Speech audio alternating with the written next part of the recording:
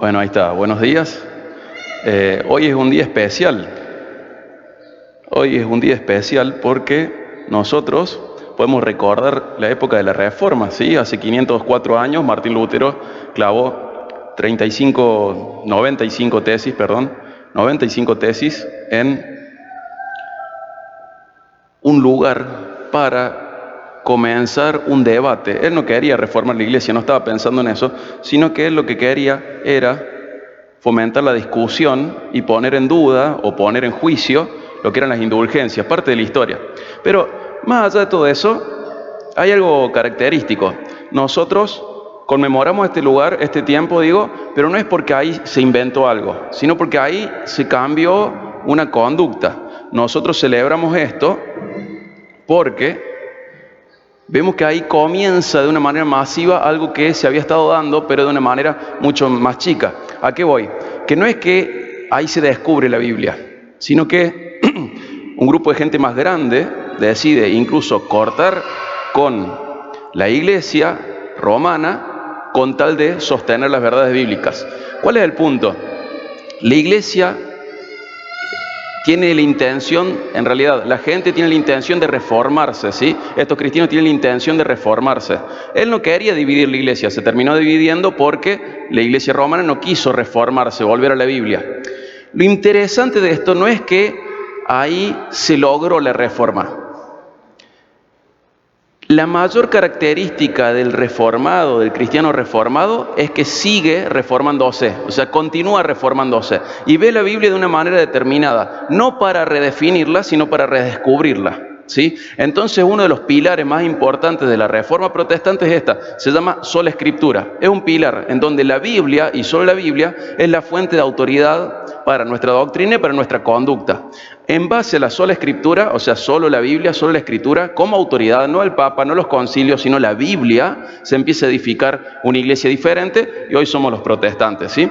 Pero hay iglesias que nacen en la reforma, denominaciones, y ellos se consideran reformados, y está bien, pero la mayor característica de una iglesia reformada es que continúa reformándose, ¿sí? Que continúa reformándose. ¿Cómo? A la luz de la Biblia. Acompáñenme por favor a Romanos 15:4, y a partir de ahí vamos a ir a una historia bíblica, en donde vamos a ver una ilustración de cómo el pueblo de Israel se reforma, ¿sí? Vamos a tomar como punto principal de la reforma, de la característica de ser reformado, esto de que la iglesia siempre tiene que seguir reformándose. El pueblo de Dios tiene que seguir reformándose a la luz de la Biblia, ¿sí? Fíjense, Romanos 15:4 dice, porque todo lo que fue escrito en tiempos pasados para nuestra enseñanza se escribió, a fin de que por medio de la paciencia o perseverancia y del consuelo de las Escrituras tengamos esperanza, ¿sí? Dios a través de Pablo y dice que todo se escribió con un propósito para nuestra enseñanza. Cuando vos agarrás la Biblia tenés que saber que todo eso fue vivido y escrito para tu enseñanza. Es un regalo de Dios para vos. Y a partir de ahí uno aprende a ser paciente, a ser perseverante, a recibir consuelo y a alimentar la esperanza. En base a la Biblia, vos creces, aprendes, estimulas tu perseverancia, estimulas tu consuelo y estimulas tu esperanza. Toda la Biblia es un regalo de Dios para vos y vos tenés que seguir reformándote, ¿sí? Tenés que continuar en la reforma individual para que la reforma congregacional se haga. O sea, el punto de hoy es ese. Uno tiene que seguir reformándose. La reforma no terminó, solo comenzó. Y comenzó cuando Cristo trajo el Evangelio y empezamos a cambiar nuestras vidas, ¿sí?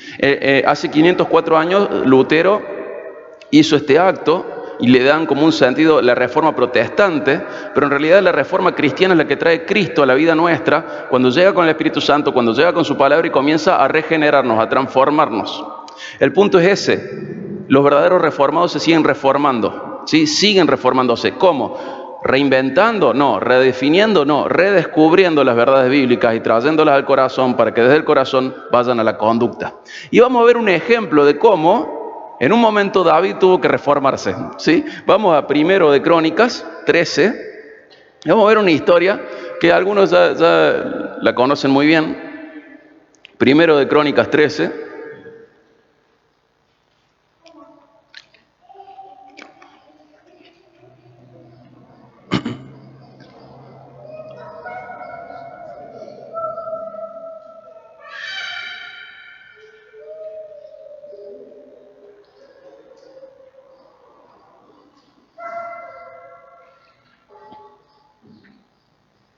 Primero de Crónicas 13 dice, vamos a leer del 1 al 4. Primero de Crónicas 13, 1 al 4. Entonces David consultó con los capitanes de millares y de centenas, es decir, con todos los jefes.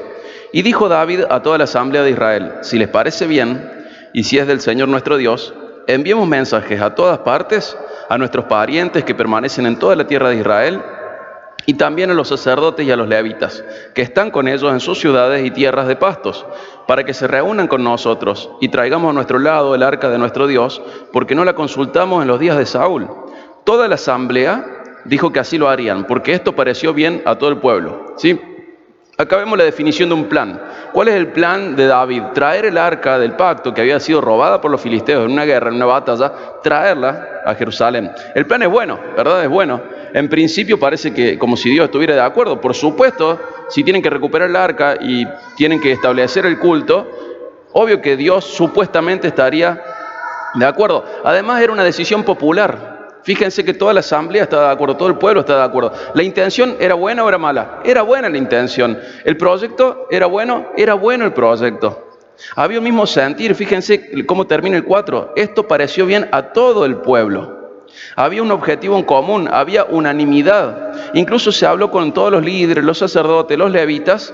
¿Y se acuerdan Proverbios 11:14? En la multitud de consejos está la victoria. Entonces, esta situación parece la ideal. Esta situación cuenta con el apoyo popular, cuenta con mucho consejo.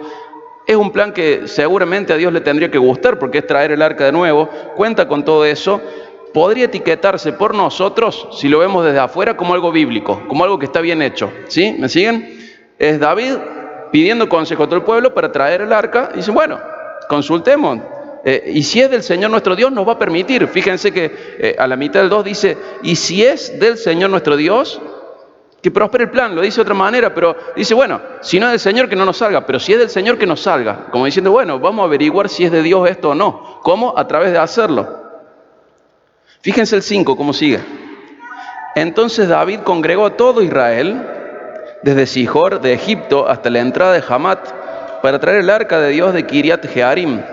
David subió con todo Israel a Baala, es decir, a Kiriat Jearim, que pertenece a Judá, para hacer subir desde allí el arca de Dios, el Señor, que está sobre los querubines, donde se invoca su nombre. Llevaron el arca de Dios de la casa de Abinadab en un carro nuevo, y Usa y Ahío guiaban el carro. David y todo Israel se regocijaban delante de Dios con todas sus fuerzas, con cánticos, con liras, arpas, panderos, címbalos, trompetas. Fíjense, esta es la situación. David dice, vamos a traer el arca, porque lo tenían los filisteos, quedó en otro lugar, la vamos a traer. Hablen con todos los líderes están de acuerdo. Hablen con todo el pueblo está de acuerdo. Sigue, dice, David y todo Israel se regocijaban delante de Dios con todas sus fuerzas, con cánticos, con liras, con arpas, con panderos, con címbalos y trompetas. Fíjense que el rey está contento, los gobernantes están contentos, todo el pueblo está contento, están alegres, están eufóricos. Es hermoso el cuadro que estamos viendo hasta acá. Es muy lindo lo que sucede. Está todo el pueblo cantando, adorando, alabando a Dios por este plan que se está concretando, que es traer de regreso el arca del pacto. Si nosotros sacamos una foto y alguien nos muestra y nos cuenta las características que estamos viendo, podríamos decir, esto es bíblico, el Señor lo está bendiciendo. Dicen, si es del Señor, y bueno, que siga, que pase. Y es como que este cuadro podría ser algo de nuestra vida. Bueno, si es del Señor, que suceda. En vez de reformarnos, esta es nuestra actitud principal. Bueno, si no es del Señor, que me parte un rayo. Pero el Señor quizá no anda tirando rayos para todos lados, entonces uno dice, bueno, si puedo, porque el Señor me lo permite. Y ahí está el problema nuestro, que pensamos que la misericordia de Dios, la paciencia de Dios, es aprobación de Dios. Son dos cosas diferentes. Además, todo el mundo está contento.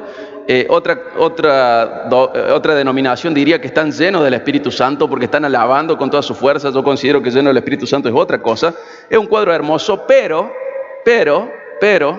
y siempre el pero es importante, el pero es muy importante, hay un factor que aparece que también estaba en la iglesia de Roma, que se llama Vox Populi. Vox Populi es la voz del pueblo, lo que el pueblo quiere y afirma, lo que la mayoría pide. ¿Sí? Entonces David habla con los consejeros, todos quieren, sacerdotes, levitas, quieren, les parece bien, habla con los líderes, todos quieren, habla con el pueblo, vamos a traer el arca, un fiestón, alabanzas delante de Dios, muy contentos todos, Pero el factor muy fuerte acá es que esto es popular. Está todo el mundo de acuerdo y es Vox Populi. ¿Sí? Vox Populi es establecer como autoridad lo que la mayoría quiere, lo que el pueblo quiere y afirma, lo que la mayoría pide. Y bueno, y haciendo alusión a una serie de dibujitos animados, que algunos de ustedes conocen y otros no. Bienvenidos a la teología de Vox Populi, donde nada puede malir sal. Algunos sabrán la referencia, otros no. Pero acá tenemos un momento de Vox Populi, de teología en base a lo que la popularidad quiere. Entonces, ¿qué creemos? Y parece que está bueno, estamos todos de acuerdo, vamos todos juntos a festejar. Y ahí en ese cuadro están. Fíjense cómo sigue el 9, versículo 9 de 1 de Crónicas 13. Pero cuando llegaron a la era de Kidón, Usa extendió su mano para sostener el arca, porque los bueyes casi la volcaron. Y se encendió la ira del Señor contra Usa y lo hirió, porque había extendido su mano al arca. Y allí murió delante de Dios. Entonces David se enojó porque el Señor había estallado en ira contra Usa y llamó a aquel lugar Pérez Usa hasta el día de hoy. Significa el quebrantamiento de Usa, donde sonó Usa. El versículo 12 dice, David tuvo temor de Dios aquel día y dijo, ¿cómo puedo traer a mí el arca de Dios? Así que David no llevó consigo el arca a la ciudad de David, sino que la hizo llevar a la casa de Obed-edom, el geteo. Así que el arca de Dios permaneció 3 meses en la casa de la familia de Obed-edom, y el Señor bendijo a la familia de Obed-edom y todo lo que tenía. ¿Qué es lo que pasa acá? Estaban todos contentos, el consejo era unánime, todo en un mismo sentir, todo en el mismo espíritu, todos alabando a Dios. Era el cuadro perfecto. A los ojos humanos, aunque sean en pos de la religión, era el cuadro perfecto. Por otro lado, suben el arca a un carro de bueyes y ven que tambalea el arca y Usa, que está ahí, quiere sostener el arca y Dios lo fulmina.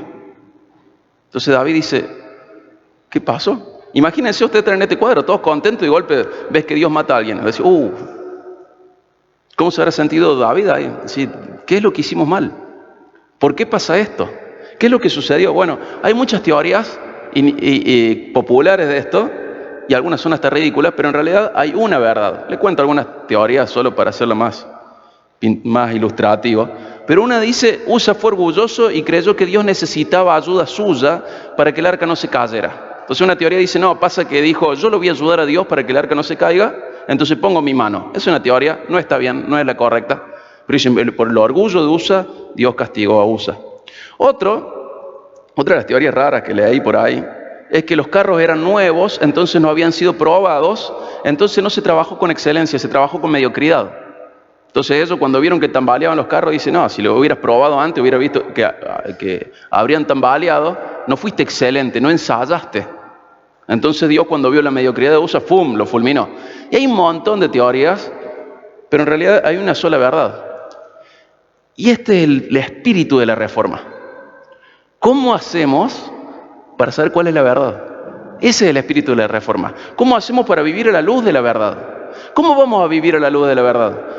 ¿Porque Dios nos permite vivir de alguna manera? No. ¿Cómo vamos a vivir a la luz de la verdad? ¿Porque si no me parte un rayo, debe ser que es de Dios? No. ¿Cómo lo vamos a hacer?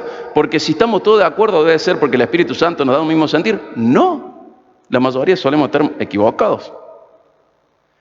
¿Cómo vamos a vivir a la luz de la verdad? Bueno, para encontrar la verdad tenemos que saber algunos datos. David es el segundo rey de Israel, ¿sí? Antes de que se divida el reino, va a haber 3 reyes, Saúl, David y Salomón. Cumpliendo con instrucciones de Dios para los reyes, es muy probable que ellos, sobre todo David, que es el segundo recién, es muy probable que ellos hayan cumplido con lo que se exigía de los reyes. Después de Salomón, no sé, Jeroboam, Roboam, no creo que hayan cumplido las leyes, pero en Deuteronomio 17, Dios les había dicho a los israelitas que Él les iba a dar un rey.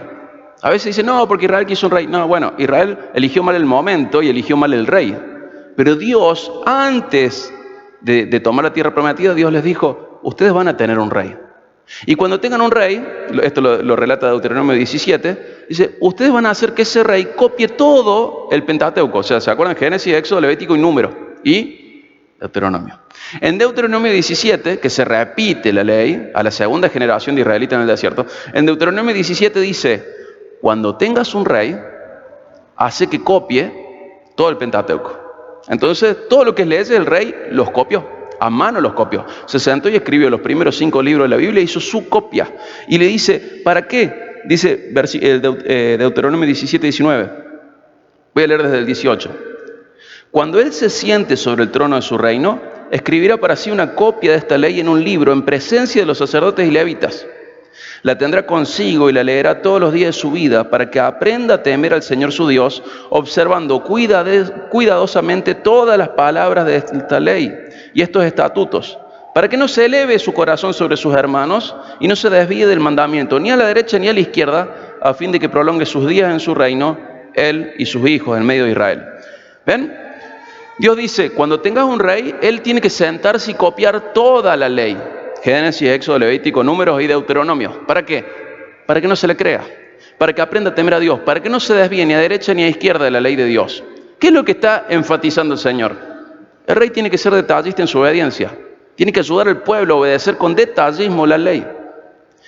Hay muchas cosas de la ley que no las entendemos, y ya pronto voy a hacer otra prédica sobre esto, que no las entendemos, pero en realidad tienen que ver con la unicidad de Dios. Dios es único, y la unicidad de su pueblo. Es único su pueblo. Entonces a su pueblo Dios le da leyes y algunas decimos, Señor, ¿por qué les pediste esto? Y la única respuesta que vamos a tener es porque ustedes tienen que ser únicos. Bueno, y tenemos que entender que el Señor ha pedido cosas, quizás no son las más divertidas, quizás no son las más lógicas para nuestra mente, pero Dios dice, ustedes tienen que ser así. ¿Por qué? Porque son un pueblo único, porque yo soy un Dios único. Entonces esa unicidad mía, dice el Señor, la tienen que reflejar ustedes. Es la santidad prácticamente. La otredad, la unicidad, algo diferente. Entonces Dios le había dicho, tu rey, cuando esté ahí, tiene que copiar toda la ley. ¿Para qué? Para no desviarse ni a derecha ni a izquierda. Bueno, ¿sabes qué decía la ley de Dios que David copió a mano frente a los sacerdotes y levitas? Que solamente los descendientes de de Leví, solo los descendientes de Leví, y dentro de los descendientes de Leví, solo los de Coat, sola esa familia, podían cargar el arca. ¿Sí? De la tribu de Leví, pero no cualquier levita, de la familia de Coat, solo ellos podían tocar el arca. ¿Saben de dónde era Usa? De la tribu de Benjamín. ¿Pero para qué copió la ley David? Para hacer todo según Dios le había dicho, no te debía derecha, no te debía izquierda. Dios había establecido solo la tribu de Leví tocar el arca, pero no cualquiera, solo la familia de Coat dentro de la tribu de Leví. Dios los eligió para eso. Ahora, tenemos un problema. ¿Quién se cree que es Dios para decirle a qué familia va a servirle y qué no?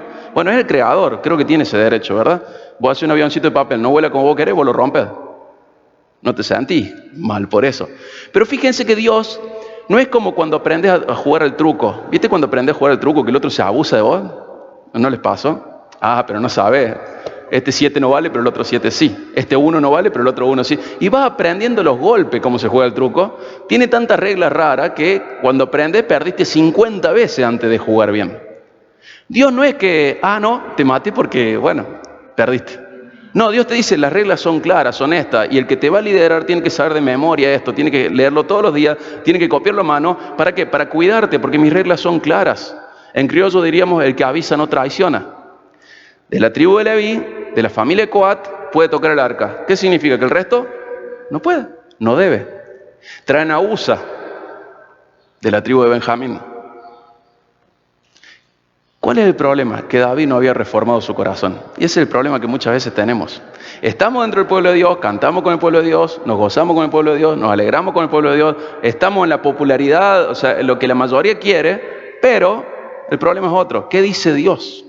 En su paciencia nos tiene misericordia, en su misericordia nos tiene paciencia, pero la aprobación de Dios, en este caso, solo depende de que sea alguien de la tribu de Leví y que sea de la familia de Coat. Y otro punto, el arca no podía llevarse en carros, solo se podía llevar en los hombros con unos barrales. Dios dijo que era así, y era así. El arca estaba sobre un carro, Usa era de la tribu de Benjamín y tocó el arca. Son las 3 infracciones. Él no podía tocarla, él no debía ser de la tribu de Benjamín, o sea, no debía ser él, y no debía estar en carro. O sea, son 3 transgresiones a la ley que David había escrito a mano, copiando la ley que Dios mismo le inspiró a Moisés. O sea, son 3 normas que él no tenía que romper. Y acá se rebalsa el vaso con la tercera transgresión, Y lamentablemente para Usa, el vaso estaba lleno. Porque viste, a veces decimos, es la gota que rebalsó el vaso. Esa gota no es el problema. El problema es que el vaso ya está lleno. Por eso esa gota trae tanto problema. Porque explota, es una burbuja. Sonaste, ¡pum! Se acabó. Entonces, ¿cuál es el problema? En esto de la unicidad. ¿Cómo se había llevado el pueblo filisteo el arca? ¿Lo habían llevado de la familia Coat, de la tribu de Leví, en hombros? No, el pueblo filisteo robó el arca en una batalla y la llevó en carro de bueyes. ¿Se dan cuenta? Pero Dios cuando dice, no, mi pueblo es único y se va a mover según mis leyes. Y los filisteos, no, los filisteos es otro trato con ellos, es otro problema. Pero ustedes tienen que ser así. Pero Señor, lo de los filisteos está piola. Mira si vamos a cargar el arca, Señor. Además anda a encontrar uno de Coat que se levante temprano hoy para traer el arca. De la tribu de Leví, de la familia de Coat. Señor, lo vamos a hacer más práctico. Vox populi, pragmatismo. Son cosas que no tienen nada que ver con la aprobación de Dios. ¿Cómo sé qué es lo que Dios aprueba? Lo que está escrito en la Biblia, haciendo uso de un meme o de una viralización, podríamos hacer, ¿no? Lo que está escrito en la Biblia es lo que Dios aprueba. Y Dios no es que está viendo a ver cuándo te equivocas para fulminarte. No, Dios te dice, mira, tenés que andar así. Si sos mi pueblo, tenés que andar así. En Oseas dice, los mandamientos del Señor son vida para el pueblo de Dios. Pero para el que no es pueblo de Dios, es tropiezo. El pueblo de Dios es único. ¿Y cuál tiene que ser su espíritu, su actitud? Seguir reformándose. ¿A qué? A la luz de la Biblia, sola Escritura. ¿Me siguen? Usa forma parte de una transgresión, por lo menos triple. No es de Coat ni de Leví, sino que es de Benjamín. Está junto al rey, está permitiendo que el arca se lleve en un carro, y además toca el arca, otra cosa que el Señor había prohibido. No hay que tocar el arca. ¿Y qué había pasado? Los israelitas habían copiado a los filisteos.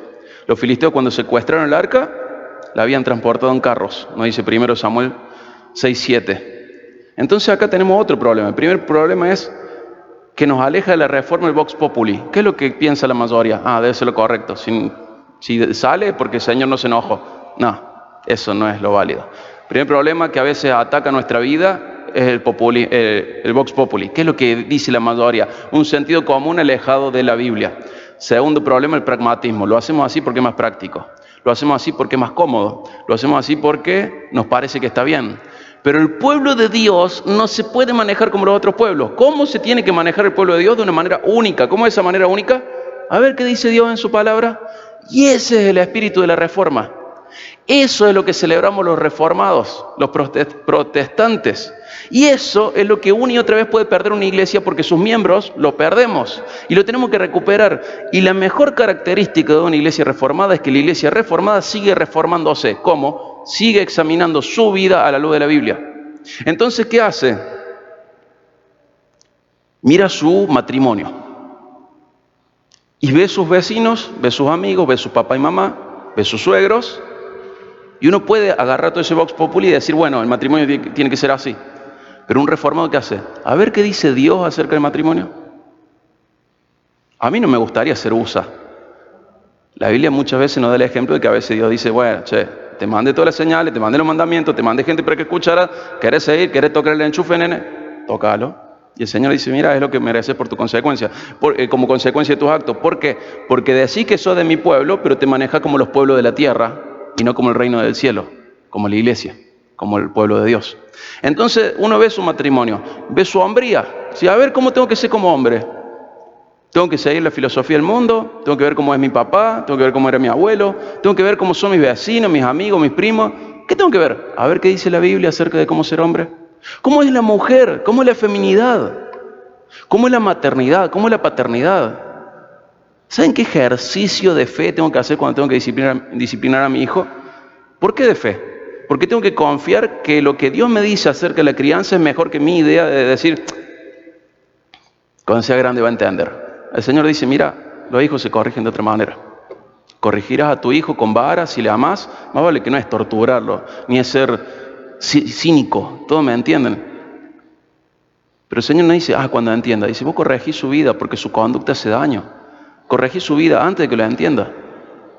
Entonces, ¿qué ejercicio de fe tengo que hacer para creer que el modelo de paternidad de Dios es mejor que mi modelo, que todo lo que aprendí en el mundo, en la escuela, en la iglesia, en todos lados menos en la Biblia. Qué diferente que es. Ahora bien, ¿me gusta pegarle a mi hijo? No. ¿Me gusta que sufra? No. Y es horrible. ¿No le pego con una vara? Tampoco. Porque todavía el Vox Populi me pesa mucho. Pero un ejercicio de fe, corregí a tu hijo. Es más, la Biblia dice, el que no ama a su hijo no lo disciplina. El que lo disciplina porque lo ama. Alguna vez tu papá te dijo, lo hago porque te amo, cuando seas grande vas a entender. Y después sos viejo, y decís, tenía un poco de razón en el viejo. ¿O no? ¿Les pasa? ¿O yo soy el único que tuvo un papá profeta? No, nos pasa. Y a medida que envejecemos vemos que los padres en algunas cosas están equivocados, pero en otras tenían razón. Y tranquilamente un padre podría decir a su hijo, fui lo que eres, serás lo que soy, y repetimos algunas de las cosas de los papas. Pero fíjense, Vox Populi, a ver cómo crío a mis hijos, como dice la mayoría, no. Como dice la universidad, no. Como dice la psicología, no. Como dice la Biblia. A ver cómo es mi matrimonio, como dice, no. La Biblia. Ni lo más práctico ni lo más popular, lo bíblico. Eso es parte de ser pueblo de Dios, único, diferente. Todo el mundo va a criar a su hijo, todo el mundo se va a casar, todo lo que todos hacemos. Todo el mundo o es hombre o es mujer, todo el mundo. Pero, si sos parte del pueblo de Dios, ¿qué es lo que Dios dice? ¿Por qué sos diferente al resto? ¿Qué es lo que tenés que comprender de la Biblia? Wasser dice, bien, vengo a un lugar y hay gente que me pide consejería matrimonial. Entonces llega el matrimonio y Wasser siempre les hace la misma pregunta. ¿Usted leyó lo que dice la Biblia acerca del matrimonio? No. Entonces vaya y lea y después vuelva a ver si le queda alguna duda, vuelva y charlamos. Pero mientras usted no lee la Biblia que tiene en su casa, en su idioma, ¿por qué viene consejería si en realidad usted ya lo tiene escrito el manual? Búsquelo. Y pasa todo el tiempo. Insisto, cómo ser un estudiante, cómo ser un trabajador, cómo ser un empleado, cómo ser un empleador, cómo ser un hombre, una mujer, un novio, una novia, un esposo, una esposa, cómo ser joven, cómo ser niño, cómo ser adulto, cómo ser papá, cómo ser mamá. Está todo en la Biblia. ¿Cómo tengo que trabajar? No me dice cómo tengo que rellenar un diente cariado, en mi caso, ex caso. Pero sí me dice cuál tiene que ser mi actitud frente al trabajo. La economía, también. El Señor dice, no deban nada a nadie. No, pero que a mí, que el mundo, que eso, la Biblia te dice, no tengas deudas. No tengas deudas. Bueno, pero es que los otros les va bien. No importa si los filisteos lo cargan en carro. Vos no lo cargues en carro porque vos sos otro pueblo. Tenés otro manual. Entonces, ese es el espíritu de la reforma. Una iglesia reformada sigue reformándose. ¿A qué? A la luz de la Biblia. ¿Cuándo va a terminar la reforma? Nunca. Porque la vida es corta. Pero ¿tu actitud cuál es? ¿El pragmatismo, lo práctico, lo funcional, lo popular? Y ahí es donde somos diferentes. Somos diferentes. Tu vocabulario, ¿sabías que el Señor dice, no digas malas palabras? El Señor te lo dice. ¿Pero qué hace todo el mundo? ¿Pero qué es lo práctico? Yo le digo, la verdad que ha sido impertinente. Pedazo de... Es más práctico y lo va a entender mejor si le digo la segunda, ¿verdad? Pero el Señor dice, mira, mi pueblo es único porque su Dios es único y tiene que ser diferente en su vocabulario, en sus negocios, en su manera de ver la economía, en su maternidad, en su paternidad, en su juventud, en su matrimonio. En todo, ese pueblo es diferente porque Dios es diferente. Y ahí es donde la gente comienza a reformarse. No solo porque creen las 5 solas o las doctrinas de la gracia, que son parte fundamental de nuestra creencia, sino porque hay una actitud que está sobre todas ellas y es la más importante. La iglesia reformada siempre está reformándose. Está en latín esa frase, yo me voy a hacer la remera, la voy a traer, pero siempre reformándote, siempre yendo a la luz de la Biblia. Es impresionante que Dios te diga, ¿sabes cómo tiene que ser la iglesia? Tiene que ser así. ¿Sabes cómo tiene que ser el hombre? Así, la mujer así, el novio, la novia, el esposo, la esposa, papá, mamá, matrimonio, trabajo, empleo, empleador, empleado, economía, amistades, conversaciones, vocabulario. El Señor ha legislado todo. Ahora, vos querés ser como USA, cansarlo al Señor y el Señor diga, basta. ¿Por qué? Porque estás trayendo pecado al pueblo de Dios, formando parte de algo que está mal. Yo no quiero ser como USA.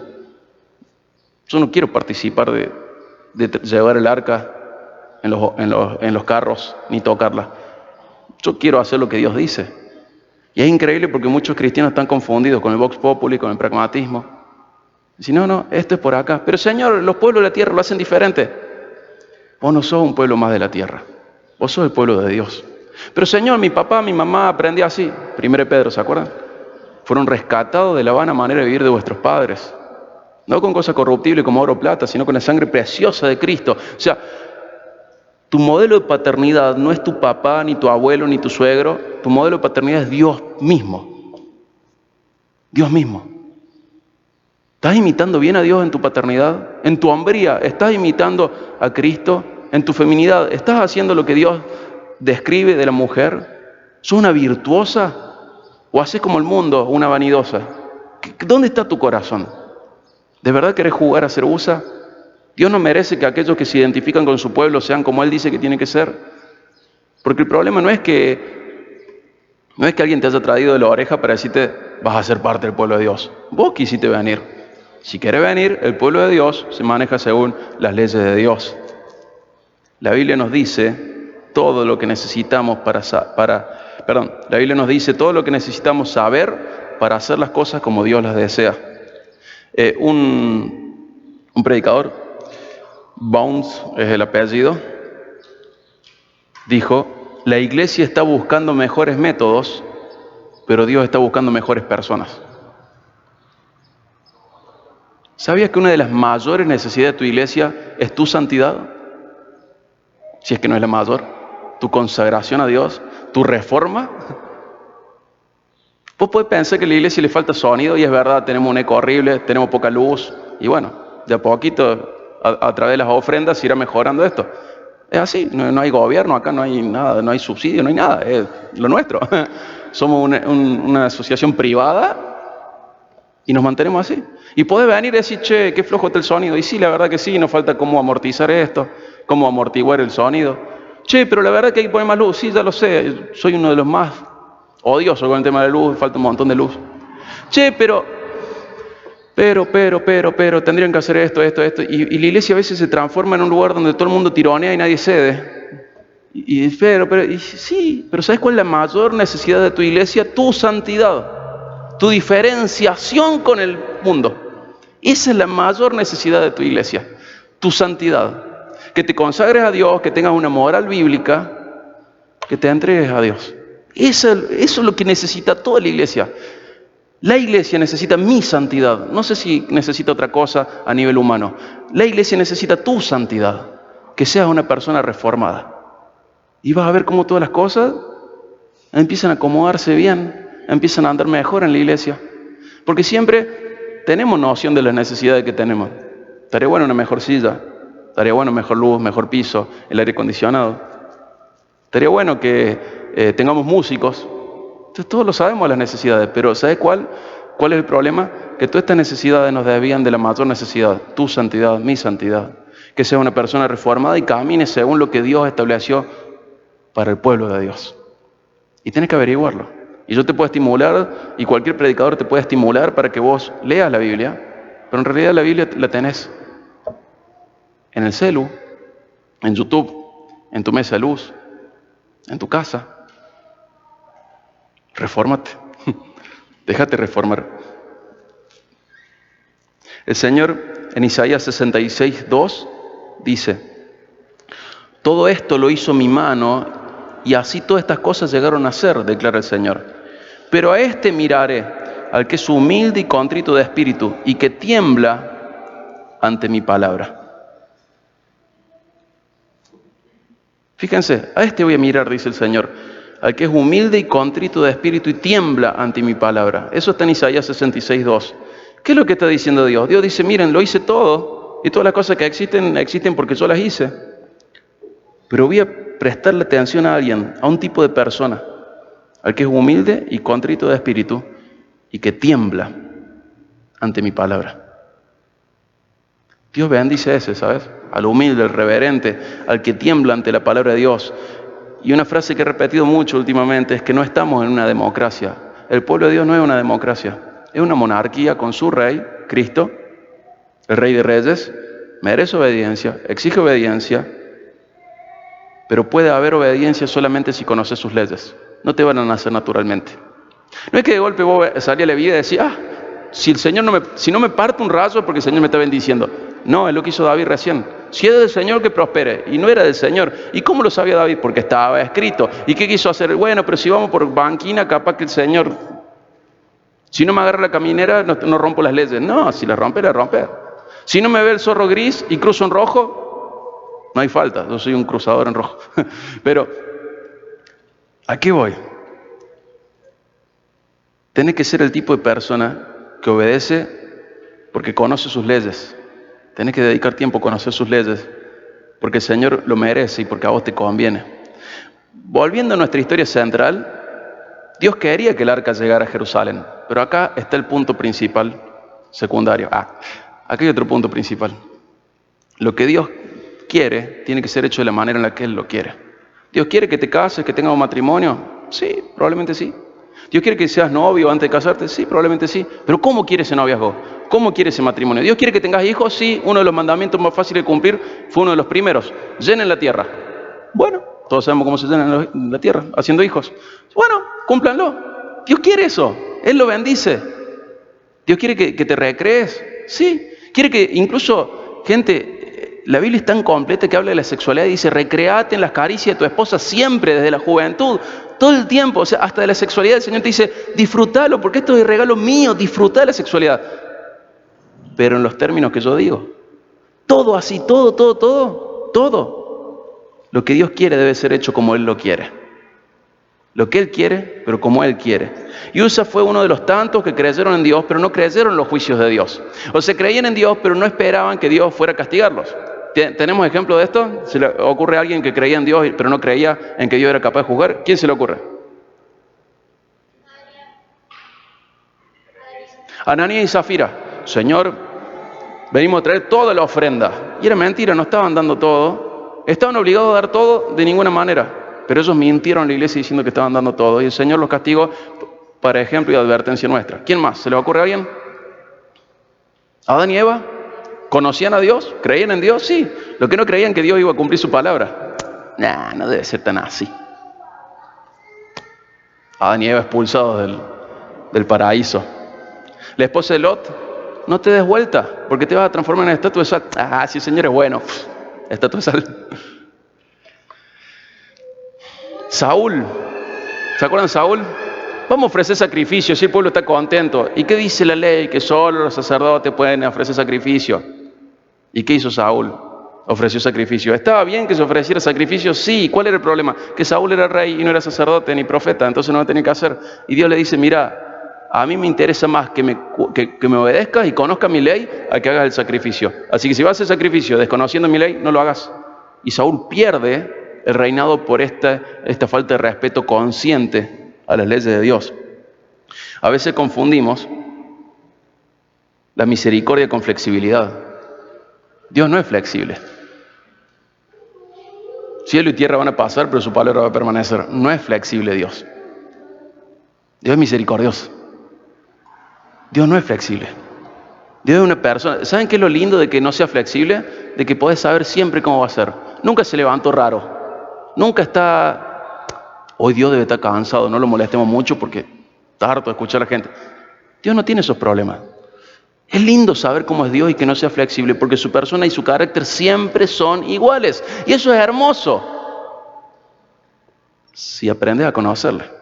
No es que Dios se levantó cruzado hoy, pateó la mesa de luz con el dedo chiquito del pie, entonces está enojado con todo el mundo.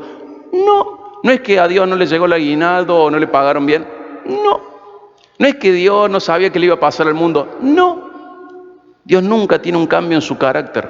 Entonces esto es hermoso porque cuando aprendemos que no es flexible, sabemos muy bien cómo es y qué le gusta y qué quiere. Y le podemos honrar y vivir como Él, de la manera en la que Él bendice.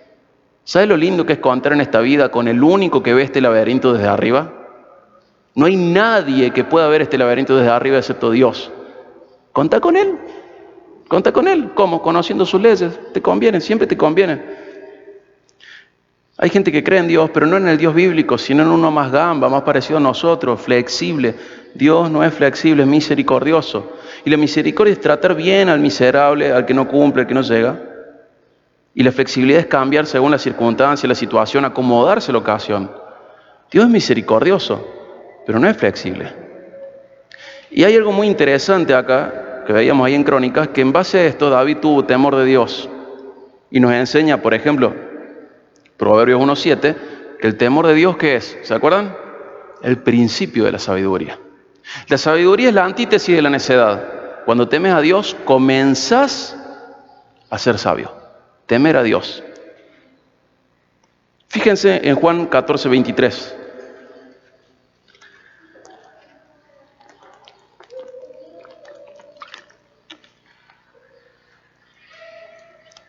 Juan 14:23.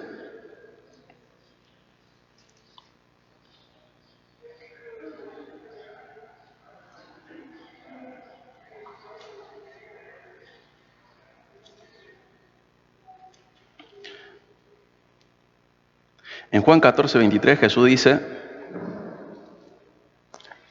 si alguien me ama, guardará mi palabra, y mi Padre lo amará, y vendremos a él, y haremos con él morada. Fíjense qué dice: si amas a Jesús, ¿qué dice? Va a guardar su palabra. Pero si no le conoce, ¿cómo le va a guardar?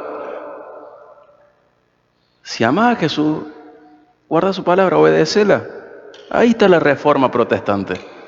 No porque sea protestante, sino porque es bíblica. Reformate a la luz de la palabra. Amás a Jesús, bueno, más que cantar, más que ofrendar, más que congregarte, guarda su palabra. Y de esa manera vas a decir, bueno, tengo que congregarme, tengo que cantar, tengo que ofrendar, tengo que servir. Pero ama su palabra, guarda su palabra. Dice, y le voy a amar y mi Padre le va a amar. Sabemos que el Salmo 119, 105 dice: lámpara es a mis pies tu palabra y lumbrera mi camino. Es una linterna que te ayuda a saber cómo vivir. Salmo 119, 14 dice: me he gozado en tu camino, en el camino de tus testimonios, más que en todas las riquezas. 119 es el capítulo más largo de la Biblia. ¿Y de qué habla? La palabra de Dios, la palabra de Dios, la palabra de Dios. Recién de ahí el 105 y el 14. Dice: me he gozado en el camino de tus mandamientos, más que en todas las riquezas. Dos grandes problemas de nuestra generación están reflejados en este capítulo de Crónicas. Una generación que cree que temer a Dios es solo respetarle, y una generación que no puede decir escrito está porque no conoce la Biblia. Entonces está lleno de Usas y de Davides, o Davids, no sé cómo se dice. Pero el principio de la sabiduría es temer a Dios, y tenés que ser el tipo de persona que dice escrito está. Mientras esas dos cosas no estén, no hay reforma. Seguimos en Roma. Salimos de Roma, pero Roma no salió de nosotros. Seguimos en Filistea, porque Filistea no salió de nosotros. Y ese es el problema. No caer en el pragmatismo, no caer en Vox Populi. Temer a Dios y saber lo que está escrito. Vamos a seguir en 1 de Crónicas 15, y vamos a leer del 2 al 15. 2, 3. 1 de Crónicas 15, 2, 3 y del 11 al 15. Igual les voy diciendo a medida que lo vaya leyendo. 2, 3 y del 11 al 15. En 1 de Crónicas 15 tenemos cómo sigue la palabra contando lo que pasó con David y el arca. Dice 1 de Crónicas 15, 2 y 3. Entonces David dijo: nadie ha de llevar el arca de Dios sino los levitas, porque el Señor los escogió para llevar el arca de Dios y servirle a él para siempre. David congregó todo Israel en Jerusalén para subir el arca del Señor al lugar que había preparado para ella. Fíjense, David se da cuenta. Hay que hacerlo como el Señor lo dijo. Fíjense del 11 al 15 ahora. Entonces David hizo llamar a los sacerdotes Sadoc y Abiatar y a los levitas Uriel, Asaías, Joel, Semaías, Eliel y Aminadab. Y les dijo: ustedes son los jefes de las casas paternas de los levitas. Santifíquense tanto ustedes como sus parientes para que suban el arca del Señor, Dios de Israel, al lugar que le he preparado. Puesto que ustedes no la llevaron la primera vez, el Señor nuestro Dios estalló en ira contra nosotros, ya que no lo buscamos conforme a la ordenanza. Fíjense, el temor de Dios le trajo sabiduría y dijo: che, Dios, ¿era en serio lo que dijo Dios? Imagínate llegar al cielo y que el Señor te diga: ¿sabes qué? No me tomaste tan en serio, pero no te preocupes. O sabes que Dios te diga: me tomaste demasiado en serio, no era tan así. Dios no te va a decir eso. Dios espera que lo tomes en serio. Dice el 14 y el 15, dicen: Se santificaron pues los sacerdotes y los levitas para subir el arca del Señor Dios de Israel. Los hijos de los levitas llevaron el arca de Dios sobre sus hombros con las barras puestas, como Moisés había ordenado conforme a la palabra del Señor. ¡Ay, qué alivio! Llegó el arca. ¿Pero cómo llegó? Como Dios le dijo a su pueblo único y especial que tenían que llevarlo. No como los filisteos lo hicieron, como Israel lo tenía que hacer. ¿Vos te imaginas ser un levita de esa época? Yo estaría temblando. Anda a traer el arca. No, bueno, pero si vos sos de la tribu de Leví. Pero elegí a mi primo, la verdad que... Viste que usa... Pero el Señor dice que lo hagas de esta manera. No, pero no tengas miedo, anda por el camino del Señor, que el Señor lo va a bendecir. Anda por ahí. No tengas miedo, tenés fe. Tenés fe. Cuando el Señor habla acerca del matrimonio, tenés fe que lo que Él dice es lo mejor para tu matrimonio. Cuando el Señor habla acerca de la paternidad, tenés fe que lo que Dios dice es lo mejor para la paternidad. La crianza, la feminidad, la hombría, el noviazgo, el trabajo, siendo empleado, siendo empleador. El Señor dice, anda por ahí que va a estar todo bien. Anda vos por ahí.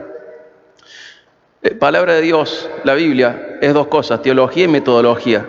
Dios está comprometido con su palabra, Dios es detallista, Dios es minucioso, Dios es exigente, Él es fiel a su palabra y todo esto lo hace confiable.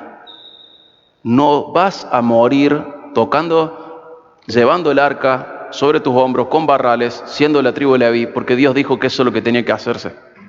No te va a ir mal en tu matrimonio si vos cumplís con la parte que a vos te corresponde de tu matrimonio y armás un matrimonio según los estatutos que Dios puso para un noviazgo y antes de eso lo armás en base a una soltería bíblica. No te va a salir mal. Primero tenés que ser un buen soltero a nivel de la palabra de Dios. Luego tenés que ser un buen novio a nivel de la palabra de Dios. Luego un buen esposo o esposa a nivel de la palabra de Dios y tu familia va a estar bien. Es sencillo. Anda tranquilo por ahí. El Señor te va a sostener y te va a bendecir. Pero anda por ahí. No te confundas con Vox Populi, no te confundas con el pragmatismo. Haz lo que el Señor te dijo. Dios valora que valoremos su palabra. ¿Cuál es el punto? Que en esto no hay terreno neutral. ¿Sabías que no hay terreno neutral? O estás a favor de lo que Dios dice o estás en contra. Y Él tiene derecho a establecerse de esta manera. Por eso le decimos Señor, porque Él manda. Él es el que reina. Y ya con unos pensamientos finales. Dicen que cuando el avión va a aterrizar no hay que avisar que va a aterrizar porque se hace más largo, pero hay mentiras frecuentes a veces. La prédica ya termina. Voy a orar por vos, guarda. He leído los términos y condiciones y los acepto. Nunca los leo. Pero ya casi terminamos. Lo más importante de todo esto es que la persona reformada tenga que seguir reformándose. Y esto atraviesa toda nuestra vida, toda, incluso la salvación. ¿Cómo es la salvación? Por gracia a través de la fe. ¿Se acuerdan de Efesios 2, 8 al 10? 8, 9. Porque por gracia ustedes han sido salvos, por medio de la fe. Y esto no procede de ustedes, sino que es un regalo de Dios, no por obras, para que nadie se gloríe. ¿Tu salvación cómo es? Por gracia a través de la fe. ¿Puede ser por obras? No. Por eso nuestra religión no es una religión de obras. Es una religión de gracia y de fe, donde Dios establece una relación con vos. ¿Cómo? Cuando vos crees lo que Él está diciendo y crees que es cierto, y por eso te arrepentís frente a Dios, le pedís perdón, rogás que te adopte como un hijo, reconoces a Jesús como Señor y Salvador, quien te salva, pero quien te gobierna también. No hay otra manera de ser salvo. Todo lo demás es elegir ser USA en tu historia, ser aquel que va a ser fulminado. Dios te dice, mirá, es por acá, tengo el derecho a establecer los parámetros para mi pueblo. Anda por acá. Y voy a decir, pero yo agarro la banquina, un atajo. No hay atajo. Pero elijo un camino más fácil. No hay camino más fácil. Uno más cómodo. No. Uno más práctico. No. Uno más popular. No. El camino del Señor es así y no te tenés que desviar ni a derecha ni a izquierda.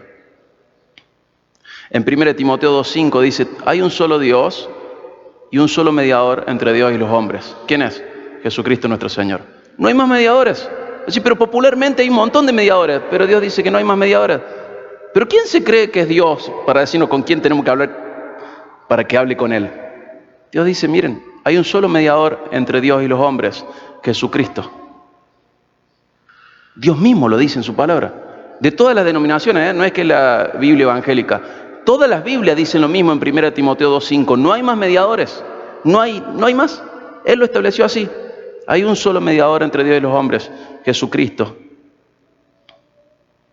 Y no hay más. Por más que haya popularidad de otros mediadores, el Señor no los reconoce. Y por último, quiero señalar esto. Quiero que sepas algo más. Cada vez que nosotros rompimos la ley de Dios, vos rompiste la ley de Dios, vos rompiste la ley de Dios, yo rompí la ley de Dios. Cada vez que cada uno de nosotros rompió la ley de Dios, ¿qué merecía? Lo mismo que mereció Usa en esta historia.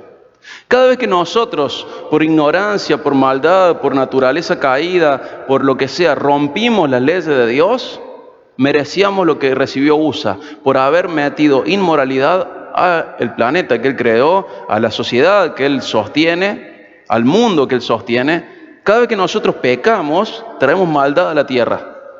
¿Y qué merecemos? Lo que merecía Usa, lo que mereció Usa. Y esto es lo increíble, que vos y yo todavía no fuimos fulminados como Usa. ¿Acaso hemos cumplido toda la ley? No, de ninguna manera. Hay uno que decidió ocupar el lugar nuestro, es nuestro Usa. Usa no lo hizo voluntariamente, Usa recibió el castigo, que todo el pueblo merecía. Pero Cristo recibió el castigo que su pueblo merece, y lo hizo voluntariamente. Usa tocó porque no sabía lo que le iba a pasar. Creía en Dios, pero no creía que Dios se lo iba a tomar en serio a su propia palabra. Y Usa fue y tocó, pero Cristo vino y decidió voluntariamente relacionarse con el pecado, aún no teniendo pecado, de tal manera que tu pecado fue adjudicado a Cristo y Cristo en la cruz fue juzgado por tu pecado, por mi pecado, y recibió la justicia de Dios sobre él. Y como tenía pecado, ¿qué recibe como justicia? Castigo. Y recibió el castigo de Dios en la cruz, Cristo. Y Cristo sabía lo que estaba haciendo. Y Cristo vino voluntariamente a decir, yo pongo mi vida por mi propia voluntad. Puedo poner mi vida, también podría retirarla, pero yo decido poner mi vida de acuerdo al plan del Padre para salvación de mi pueblo. Y Él es nuestro Usa, el que recibe el castigo de Dios para la salvación nuestra. Y esto no queda acá, sino que es tan glorioso que la justicia, la perfección, la obediencia perfecta de Jesús se adjudica por gracia a través de la fe a aquellos que creemos en esto. ¿Se dan cuenta? No solo Jesús fue castigado, sino que vos sos premiado como si vos hubieras vivido como Jesús, de tal manera que podés heredar el reino de los cielos y vivir en el cielo para siempre. ¿Hay otra manera de esto? No. ¿Buenas obras? No, el Señor mismo dice, no es por obra para que nadie se gloríe. ¿Cómo? Por gracia a través de la fe. Efesios 2, 8 y 9. Y acompáñame para cerrar a Isaías 53, 5.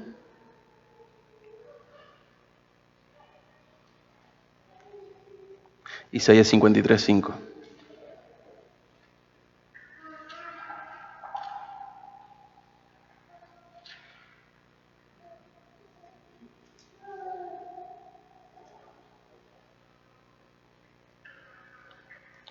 Pero él, hablando de Jesús, ¿saben cuánto tiempo antes de Jesús escribió esto? 750 años por lo menos, o sea, 7, 8 siglos antes de Jesús escribió esto. Pero él fue herido por nuestras transgresiones, molido por nuestras iniquidades. El castigo por nuestra paz cayó sobre él, y por sus heridas hemos sido sanados. Este mensaje nunca tiene que faltar en tu vida. Hubo un Usa que dio su vida por vos, y el castigo que vos mereces por romper la ley de Dios, lo recibió Cristo. Y por sus heridas hemos sido sanados. Nuestra relación con Dios queda restablecida y sana. Porque ahora, los que no éramos pueblos, somos pueblo de Dios. Los que no éramos hijos y éramos enemigos, ahora somos hijos de Dios. Pero todo esto fue gracias a lo que recibió Cristo por nuestros pecados. Entonces, conozcamos a Dios, conozcamos su palabra y vivamos una vida digna del Dios que tenemos. Nuestro Dios es único, la conducta de su pueblo tiene que ser única. Una iglesia reformada siempre está reformándose. La reforma nunca termina. Sigue y sigue y sigue. Dios te ama y te da todo el manual para decir, bueno, anda por acá, te va a ir bien por acá. Te va a ir bien en esas cosas que de ninguna manera podrías obtener. ¿Alguna vez tuviste un susto feo en la vida por una enfermedad, por una tragedia? El Señor lo que da en esas situaciones no es resolverlo. A veces sí, a veces no. Pero si vos pudieras ir a la farmacia a comprar paz, ¿irías a la farmacia a comprar paz? Sí, pero como no se vende, a menos que te drogues y creas que eso es paz, salir de tu conciencia un rato, pero no puedes comprar paz. ¿Y sabe qué? En esta vida, la vida es dura, la vida es injusta, la vida es hostil, la vida tiene destellos chiquitos de felicidad, a veces son más grandes, a veces son más chicos, naturalmente, pero Dios te regala paz y no la puedes comprar. ¿Y cómo es esta paz? Anda en sus caminos y vas a tener paz. Busca agradar a Dios, busca la aprobación de Dios y vas a tener paz. Quizá, estoy seguro que la gente de alrededor tuyo va a seguir muriendo. Bienvenido a la vida. Nadie sale vivo de la vida. ¿Qué juego del calamar ni qué juego del bacalao? Nadie sale vivo de la vida. Es una enfermedad, es una enfermedad terminal la vida. Nos mata a todos. A diferentes edades nos mata. Pero la paz, vas a vivir pocos años en la tierra. Pasan volando los años. Vivirlos con paz con Dios. Por haber creído en Cristo como Señor y Salvador. Por creer a través de la fe, por tener fe en que tu castigo, el que vos merecías, lo recibió Jesús. En que a través de eso se restablece tu relación con Dios. Que te pone en la relación correcta con Él, la de hijo. Anda en sus caminos y recibí paz. Seguí reformándote, seguí creciendo. En todo caso, esta vida pasa rápido y la que ofrece Dios es eterna. Júgate por esa vida. Tranquilo, esta vida va a pasar. Antes de lo que te des cuenta, no vas a respirar más, tu corazón no va a latir más. No importa la edad que tengas. Ese tiempo llega inesperadamente. No importa la edad. Pero viví los tiempos que te da el Señor con paz con Él. Seguir reformándote, ¿sí? Vamos a orar para finalizar. Padre, te damos gracias, Señor, por este tiempo. Te damos gracias, Padre, porque hace 504 años comenzó algo que fue explosivo. Pero te damos más gracias, Señor, porque nunca estuviste sin pueblo, sino que siempre hubo un remanente fiel. Siempre hubo gente que fue salva por gracia a través de la fe y que defendió ese evangelio. Siempre hubo alguien que defendió la fe, Señor. Te damos gracias porque a través de la Reforma Protestante hubo una explosión y se magnificó este camino. Rogamos, Señor, de que nunca permitas que nos creamos reformados si no estamos continuamente reformándonos a la luz de tu palabra. Ayúdanos, Señor, a ser una iglesia reformada, una iglesia fuerte, una iglesia firme, una iglesia que conoce tu palabra, una iglesia que te teme, una iglesia que te obedece, una iglesia que busca tu aprobación, no tu flexibilidad, no tu paciencia, que busca tu aprobación en lo que hace. Ayúdanos, Padre, a ser obedientes a vos, porque sos digno y a nosotros nos conviene la obediencia a vos. Guíanos, Padre. Gracias porque tu Hijo ocupó el lugar que merecíamos nosotros y Él voluntariamente recibió el castigo sabiendo lo que iba a recibir por hacerse cargo de nuestros pecados. Te damos gracias, Señor, porque ese castigo nunca va a caer sobre nosotros si creemos en Cristo. Señor, ayúdanos a reconocer cada día más el señorío de Jesús sobre nuestras vidas, para que manifestemos nuestro amor a Él en agradecimiento por la salvación y en obediencia por gratitud por esa salvación, Señor. Gracias porque además tus mandamientos no solo son algo que vos mereces, sino que además son algo que nos conviene para la vida. Gracias, Padre, por ser claro a través de tu palabra. Bendecinos, Señor, como pueblo tuyo y ayúdanos a crecer en esta unicidad que tenemos por ser hijos de un Dios único. Te damos gracias, Señor. En el nombre de Jesús, amén. Vamos a preparar.